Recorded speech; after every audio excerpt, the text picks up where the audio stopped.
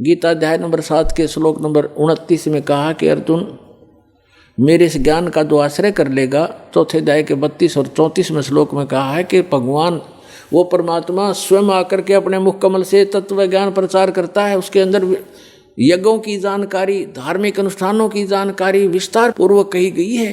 वो तत्व ज्ञान है। उस तत्व ज्ञान को तत्वदर्शी संतों के पास जाकर समझ, यानी गीता ज्ञानदाता भी उस तत्व ज्ञान से अपरिचित है।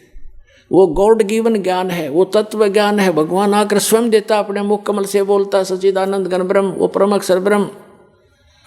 तो 7वें अध्याय के 29वें श्लोक में कहते हैं, गीता ज्ञानदाता कह रहा है कि मेरे इस ज्ञान का जो आश्रय कर लेता है, तत्वदर्शी संत की खोज कर लेता है, और वो व्यक्ति जरा और मरण से छूटने का प्रयत्न करते हैं। कौन करते हैं? जो संपूर्ण अध्यात्म से परिचित और सभी कर्मों से परिचित वो व्यक्ति जरा यानी बुढ़ापा और मरण माने मृत्यु से मोक्ष के लिए, सदा के लिए, छुटकारे के लिए प्रयत्न करते हैं, जो उस तत्व ब्रह्म से परिचित हो चुके हैं, सारे अध्यात्म ज्ञान से परिचित हो चुके और सब कर्मों से परिचित हैं। जैसे आज के सत्संग में एक विशेष ये भी दास बता रहा है कि ऐसे कर्म नहीं करने चाहिए जिनसे हमें वो भोगने को दुबर हो, भारी हो। उनसे बचने के लिए ज्ञान है, इस ज्ञान से फिर अपने आप हाथ सिकुड़ जाएगा आपका। तो ये कंप्लीट स्पिरिचुअल नॉलेज है, अध्यात्म ज्ञान है, और ये कर्म बताए जाते हैं कि इनसे जो परिचित हो जाता है वो केवल जरा और मरण से छूटने का ही प्रयत्न करता है। तो फिर अर्जुन ने पूछा कि किम तत्परम, 8वें अध्याय के प्रथम मंत्र में, तीसरे मंत्र में उत्तर दिया 8वें अध्याय के गीता में कि वो परम अक्षर ब्रह्म है।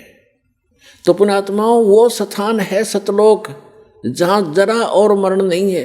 गीता ज्ञानदाता अपने विषय में कहता है कि अर्जुन, चौथे अध्याय के 5 और 9 श्लोक में कि अर्जुन तेरे और मेरे बहुत जन्म हो चुके, तू नहीं जानता, मैं जानता हूँ।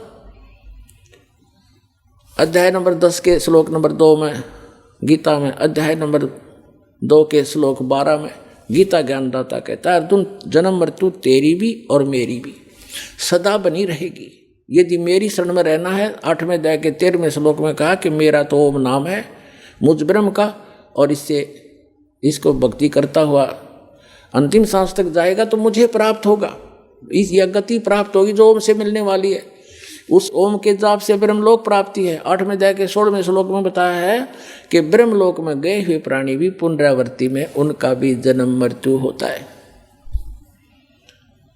अपनी तो स्थिति क्लियर कर दी, मेरा एक ओम नाम है और इसको जाप करने वाले का जन्म मृत्यु भी रहेगी। 8वें अध्याय के 5 और 7 में कहा कि अर्जुन, मेरी शरण में रहना है तो युद्ध करना पड़ेगा, मेरी भक्ति कर मुझे ही प्राप्त होगा, ये गारंटीड बात है।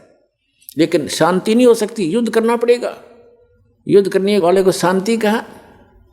फिर 18वें अध्याय के 62वें श्लोक में कहा कि तू सर्वभाव से उस परमेश्वर की शरण में जा जिसकी कृपा से तू परम शांति को और सनातन परम धाम को, शाश्वत स्थान को प्राप्त होगा।